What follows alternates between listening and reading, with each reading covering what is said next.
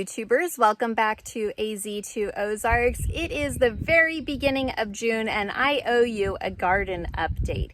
So in our last video about the garden, we had just been hit by an April 1st frost, which took out all of my tomato and pepper plants in the greenhouse. It had also taken out eggplants and herbs. It was really devastating and upsetting. Our greenhouse is not heated and the weather report was off by about 7 degrees. And so we had a really hard frost and my plants weren't covered, we lost. So on that very day, I started seeds for a whole bunch more plants. And now here we are 2 months later and things are definitely looking up. Though it has been an unseasonably wet and kind of cooler spring, we had early days back in March where we had 90-degree temperatures and then we went back down to freezing, and it's just been all over the place. Today we have a storm that had just gone through. It had a little bit of rain, mostly a thunderstorm, and so today is overcast, but the high today is only about 77 degrees. Here we are in spring. I want to show you what's going on. I was just harvesting our first bit of peas, so we'll be shelling those today, and let me take you on a walkthrough of the greenhouse first, since that's where we had the most devastation previously, and then I'll take you outside. In the greenhouse, I like to grow all of my peppers and tomatoes because last year the peppers and tomatoes that were outside of the greenhouse did not really produce well. And I like to have all of my tomatoes in the center of the greenhouse for the reason that I can brace them from the top and I can do heavy pruning and trellis them upwards and get the most production for the least amount of space. So this year I have about 10 different varieties of tomatoes, ranging from paste tomatoes, cherry tomatoes, and big ol' slicer tomatoes. In this side of the greenhouse this year, I am doing my zucchini and summer squashes, and we have already harvested a couple zucchini out of here, and you can see there's some more getting ready. And so these are zucchinis, and then we get into the summer squash, and we have some fruits on here looking good. They're not quite ready for harvest. I thought I saw one in here that may be about ready. There it is. That one's getting to be a good size. Pretty excited about these. I ended up doing some more tomatoes on the side because I just had started so many plants and I couldn't fit them all down the middle. Outside of the greenhouse on the back side, I have started potatoes in grow bags. That'll make it easier for harvesting so I can dump them out. So I started them way in the bottom of the grow bags, and I keep putting more and more dirt on top as they're growing and reaching toward the top there. So we're getting pretty close to the top. On this side of the greenhouse, it's not fully planted. I've been harvesting a lot. I have beets as well as radishes. I have some purple basil that actually was a volunteer from seeds because that's where I had my purple basil last year. And I had so many volunteer, I put them in pots. I figured I could either give them out or try and sell them at the market or something like that if they look really good. I had a whole bunch of spinach in this area here, which had overwintered, and it went to seed, and then I just pulled it out, and here's some new plants that are just getting started. Now I have to say that most things are quite stunted in my opinion compared to last year this time. But with this last week of sunshine and a bit of rain yesterday, I feel like we're going to get caught up here in the near future. So some more small tomatoes. This big old fennel plant actually overwintered from last year, and it didn't really put on bulbs at the base, which is what I like to have. So all these fronds, I dried some of it for herb, but it's not really my favorite. I will use the seeds. As you can see, they are putting on some flowers there. But it smells good anyway. Over there, I have a bit of chard. So it's rainbow chard. I have pink, yellow, orange, white, and green. I had a volunteer pea plant that I've actually harvested a couple just sporadic peas from it, but it looks like because it's warmer in the greenhouse, it's probably getting close to being done producing here. Here is a volunteer potato plant, and these actually were from last year. I had potatoes inside the greenhouse, and you can see it's already flowering. So I'll be harvesting these really soon. I didn't mound up on them, and so it'll probably just be a couple tomatoes in there. And you can see the center row continues with tomatoes. So the whole center row is all tomatoes. On this side, I have my hot peppers, and they are so tiny and stunted. They just really have not done well. I'm hoping with the heat coming on, they're going to make a really awesome comeback. Over here, I planted lettuces, and these lettuces have been in here for probably 2 months or more, and they just are not growing very big. There's some that are decent size, but most of them are just really tiny. And I will show you the lettuce outside for a comparison. So back here, we've got a little cluster that's doing all right, and one's bolting there. I started some herbs over here, and they're really not looking amazing. This is my za'atar oregano. And then here I had some cilantro, and really it almost immediately bolted rather than making leaves. And you can see these little tiny guys. They're very unimpressive. So I'm going to be planting some more cilantro still. Continuing down, I have a couple little sweet basils. And then down here I have sweet peppers. I passed the biggest thing in the greenhouse other than the fennel. So this is a volunteer sunflower. And there it is. It just happened all on its own. So last year they got about as tall as the ceiling of the greenhouse, but they were outside. So I don't know how big this guy will get, but it'll be interesting to watch anyhow. Along this side, I have tomatillos planted, but again, they're really tiny and unimpressive to look at. I do have some calendula in between tomatoes. It looks like it's already covered in aphids, but I have tons of ladybugs around, so hopefully they're gonna win the battle here. So these are some sweet peppers, and there are some little flower buds, but, oh, and look at this. A first pepper. This is a Marconi. Little tiny guy. So I'm hoping that these plants just really take off with the heat coming this week. Let's go out the back side into the jungle of weeds. But also I have mounds out here that are for my melons. So watermelons and cantaloupe and those type of melons are back here. And here's more potatoes that I've been mounding up. And this little section back here are artichokes. And I'm just not really sure what artichokes are going to do in Missouri for me. I haven't met anybody who has grown them yet, and so I'm not getting any local advice, but these guys are so small, and I started them, I believe, February 1st indoors and transplanted them out after April 1st, and this is it. I mean, they've got like 4 leaves on them. So I don't know. I don't know if it's just this season or if I'm doing something incorrectly or if they're just going to magically jump up here in the near future, which I'm hoping for. I do have my potted trees. So there's a couple apples, pears, cherries, apricot, all getting surrounded by weeds. So that's a thing. Like, weeds are a big deal here, and staying on top of them is really difficult. But I do my best pulling weeds every day, and obviously the garden beds take priority over the walkways and rows. So here are some carrots, and actually this very edge row, I had received a free packet of seeds for phlox, which is a flowering plant, and it's not edible or used for tea or anything cool like that, but it is just pretty. So I gave it this wee bit of garden space here, and it has rewarded me with some flowers already. So I thought those were just really cute to have out here on the edge.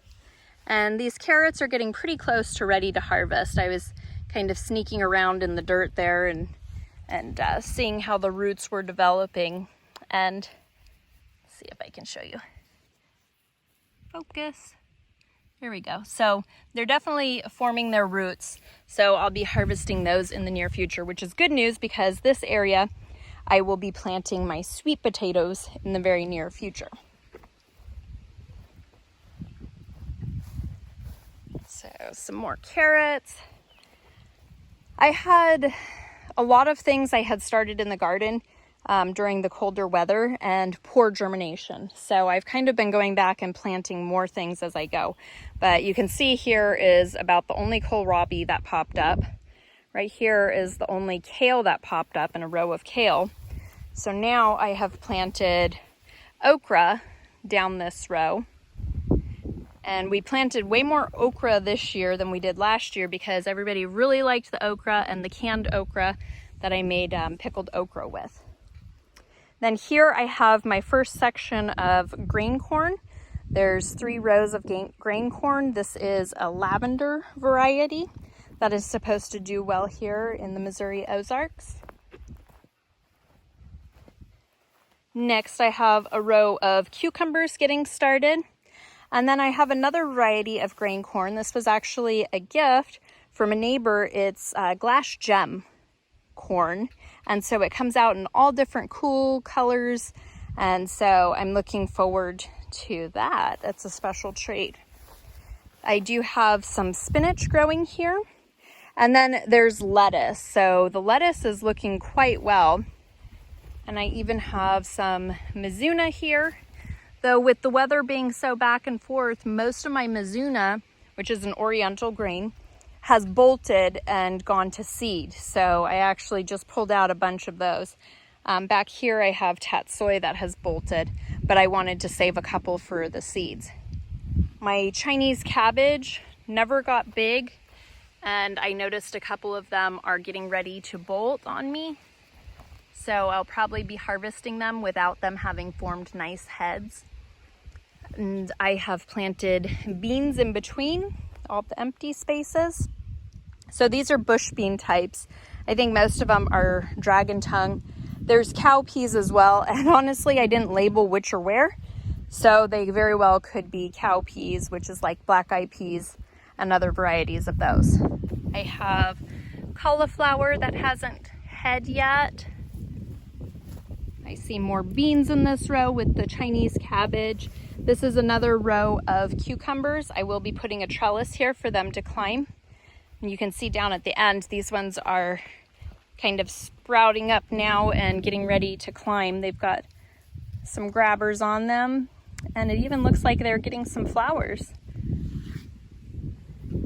I do have dill interspersed throughout the garden because I'll be wanting lots of dill for all of my pickles.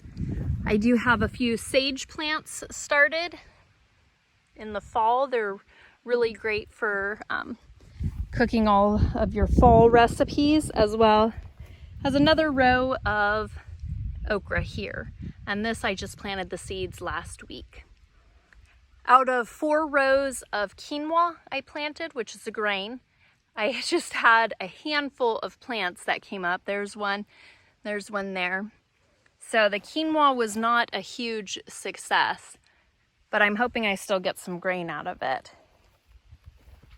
And we have volunteer peanuts from last year because I had rows of peanuts here. And so obviously I didn't get all the peanuts out, and there we go. Last fall I started my garlic, and this music garlic is looking like it's yellowing and dying back, almost like it's ready for harvest, but it didn't put scapes on yet. However, the elephant garlic has scapes on them, and these can be trimmed off here.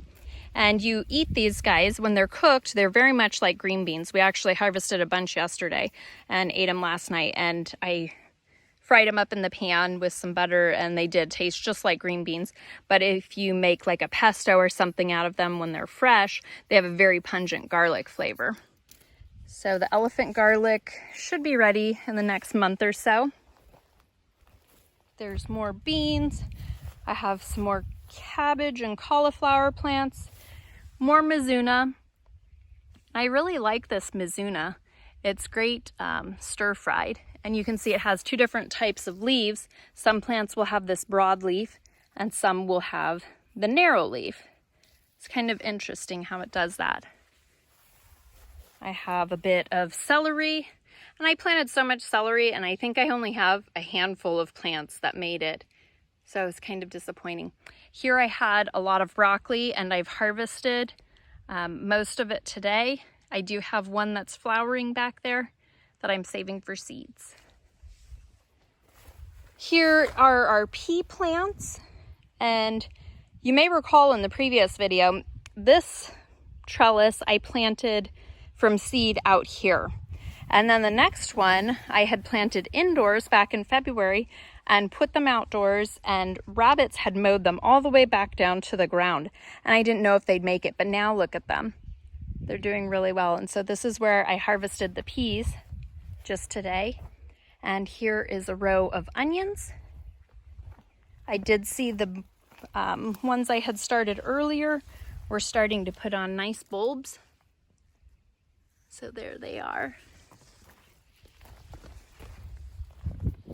And then here is our lettuce. Lots and lots of lettuce is doing very well. So this is Marvel of Four Seasons. It's a French variety.